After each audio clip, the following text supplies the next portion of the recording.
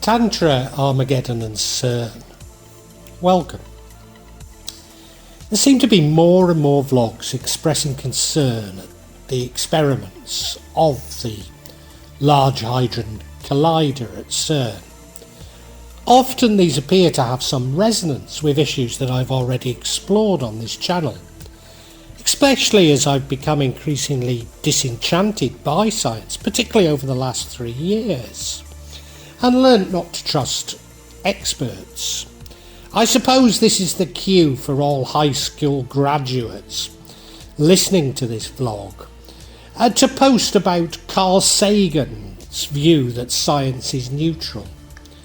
Well, let me state that in this vlog I hope to go way beyond that, whilst retaining what I hope is at least some balance.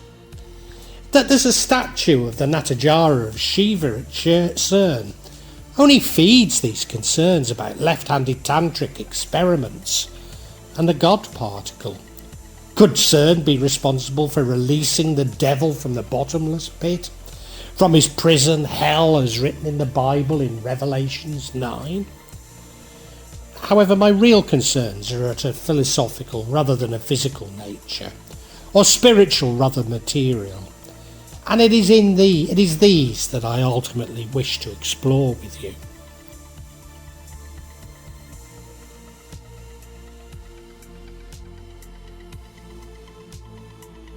CERN. The European Organisation for Nuclear Research is known as CERN. It's derived from the name Conseil Européen pour la Recherche Nucléaire. And it's a European research organisation that operates the largest particle physics laboratory in the world. It's established in 1954, and the organisation is based in the northwestern suburb of Geneva on the Franco-Swiss border. And there are 23 member states within the organisation, Israel being the only non-European country granted full membership. The acronym CERN is also used to refer to the laboratory, which in 2019 had 2,660 scientific, technical and administrative staff members and hosted about 12,400 users from institutions in more than 70 countries. In 2016, CERN generated 49 petabytes of data. CERN's main function is to provide the particle accelerator and other infrastructure needed for high-energy physics research. As a result, numerous experiments have been constructed at CERN through international collaborations. CERN is the site of the Large Hadron Collider, the world's largest and highest energy particle collider. It lies in a tunnel of 27 kilometres in circumference and as deep as 175 metres, crossing the Swiss-French border 4 times. Put simply, it blasts fundamental particles together in the hope of finding even smaller fundamental particles, or maybe I should say the fundamental particle. This helps us to understand the makeup of dark matter and therefore to better understand the universe. Indeed, many physicists hope that the Large Hadron Collider will help answer some of the fundamental open questions in physics, which concern the basic laws governing the interactions and forces amongst the elementary objects, the destructure of space-time, and in particular the interrelation between quantum mechanics and general relativity. Now, the discovery of the Higgs boson validates the standard model through the mechanism of mass generation. As more precise measurements of its properties are made, more advanced extensions may be suggested and or excluded. As experimentation means to measure the field's behaviours and interactions are developed, this fundamental field may be better understood. So, if the Higgs field had not been discovered, the standard model would have needed to be modified or superseded. Related to this, a belief generally exists amongst physics that there's likely to be a new physics beyond the standard model, and that the standard model at some point will itself be extended or superseded. And so the Higgs discovery, as well as many other measured collisions occurring in the Large Hadron Collider, provides physicists with a sensitive tool to search their data for any evidence that the standard model may seem to fail, and that could provide considerable evidence guiding researchers into future theoretical developments.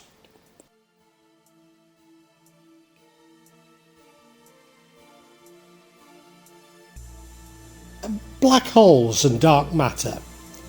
On the 19th of September 2008, a magnet quench occurred where an electrical fault led to the loss of approximately 6 tons of liquid helium, the magnet's cryogenic coolant, which was vented into the tunnel. The escaping vapour expanded with explosive force, damaging a total of 54 semiconducting magnets and their mountings, and contaminating the vacuum pipe, which lost vacuum conditions. The analysis of the incident by CERN confirmed that an electrical fault had indeed been the cause. The faulty electrical connection had led correctly to falsified power aboard of the electrical system powering the superconducting magnets. But it's also caused an electrical arc or discharge, which damaged the integrity of the supercooled helium's enclosure and vacuum insulation, causing the coolant's temperature and pressure to rapidly rise beyond the ability of the safety system to contain it. A total of 53 magnets were damaged in the incident and were repaired or replaced during the winter shutdown. Hypothetically, the collider could create the hypothetical or strange quarks. Theoretically, strangelets could proliferate, spreading through the universe like a virus. They would soak up all other matter, condensing this matter itself into becoming strangelets. But the energy created at CERN is nothing like enough to produce the reaction to create strangelets, albeit that the energy created is massive and difficult for the brain to process. The first collisions were achieved in 2010 at an energy of 3.5 tera electron volts TeVs per beam, about 4 times the previous world record. After upgrades, it reached 6.5 TeV per beam, a 13 TeV total collision energy. The heat produced being 100,000 times that of the surface of the Sun. The collider creates the sort of energy which was present at the creation of Big Bang. Theoretically, therefore, it could create a black hole. Indeed, in a 2005 paper, a physicist theorised that the relativistic heavy ion collider, RHIC, a device similar to the Large Hadron Collider on Long Island in New York, could create black holes. Black holes could suck our universe into them. But again, the energy created is nothing like the magnitude to create a large black hole. And nevertheless, microscopic black holes could be created in other dimensions, or strings of energy. These would be too small to be measured at CERN, and maybe are being created but at CERN. Indeed, it's likely that we're already bombarded from space by microscopic black holes, which seemingly don't affect us, or certainly we're unable to measure it. Furthermore, these microscopic black holes would extinguish and create reactions so quickly that we'd be unable to measure them anyway. Although there is a remote possibility, I guess, of CERN creating earthquakes. Hypothetically, the experiments could rip open space-time itself. The energy could create a phase transition, such as that of changing water from ice. But this is really into the realms of science fiction. Again, the energy created at CERN, despite being massive, unfathomable, is nothing like the same magnitude as would be required to create this.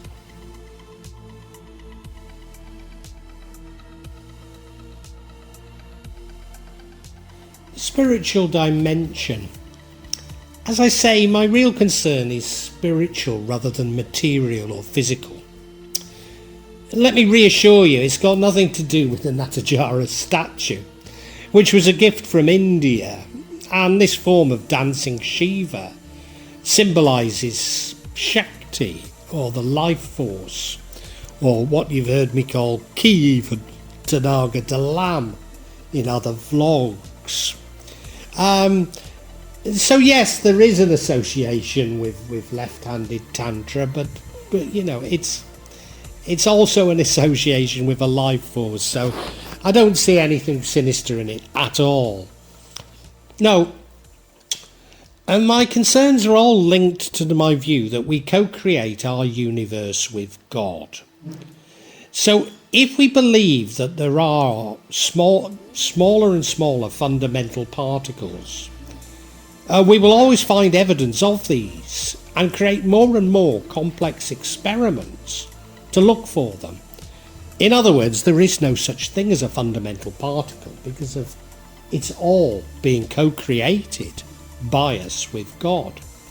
That we will or another way of seeing it, we will always expand our universe by building bigger and bigger telescopes. And what I'm saying is, whatever we believe, we will always find evidence to support it. And you know, this has been my own philosophical journey. As soon as I believe I've actually reached a point of understanding, a whole new field opens up, a whole new rabbit hole, if you like, for me to climb down. And that is the nature of human knowledge. I mean, it even contradicts beliefs we previously had. So, you know, if you like, it's the Hegelian dialectic.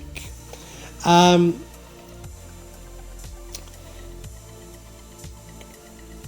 physicist John Wheeler himself actually supports this view, and I've got a quote from John Wheeler. The universe doesn't exist out there, independent of us. We're inescapably involved in bringing about that which appears to be happening. We're not only observers, we're participators. In some strange sense, this is a participatory universe. Physics is no longer satisfied with insights only into particles, fields of force, into geometry, or even into time and space.